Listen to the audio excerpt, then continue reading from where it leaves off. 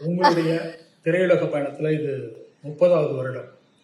இது ஒரு அசாத்தியமான ஒரு பயணம்.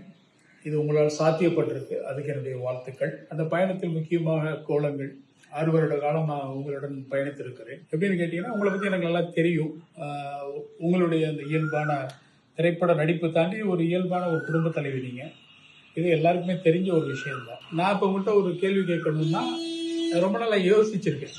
என்னுடைய படிப்புகளில் நான் சமூகம் சார்ந்த விஷயங்களை நிறைய வைப்பேன். அது நிறைய பேர் என்கிட்ட சொல்லுவாங்க, ஏன் நீங்கள் அரசியல்லாம் உள்ள கொண்டு வர்றீங்க, இந்த மாதிரி சமூக சிந்து பிரச்சனைகள்லாம் பேசுறீங்க, அது உங்களுக்கு ஒரு பக்கத்தில் பாதிப்பு ஏற்படுத்தாதான்?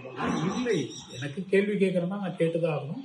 அதை நான் மைக் போட்டு கேட்க முடியாது, திரையில் கேட்கலாம். அப்படிதான் தோழர் கதாபாத்திரம், தொல்காப்பியன் கதாபாத்திரம்லாம் அதில் வடிவமைப்பு செய்தேன்.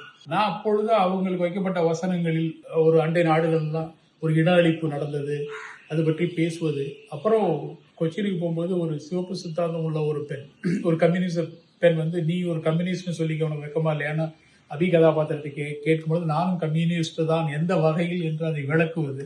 நான் இப்போ உங்களை கேட்குறேன், அந்த மறைமுகமாக வைக்கப்பட்ட அரசியல் கேள்விகளையும் அரசியல் சிந்தனைகளையும் புரிந்து கொண்டு முழுமையாக நீங்கள் அதில் நடித்தீர்களா, அல்லது அந்த இடத்துல வந்து நீங்கள் அபிநயாவின் அறச்சீற்றமாக மட்டும் செஞ்சீங்களாங்கிறது நான் உங்கள்கிட்ட கேட்க இருந்த கேள்வி. இந்த பதிலையும் உங்கள்கிட்ட எதிர்பார்க்குறேன்.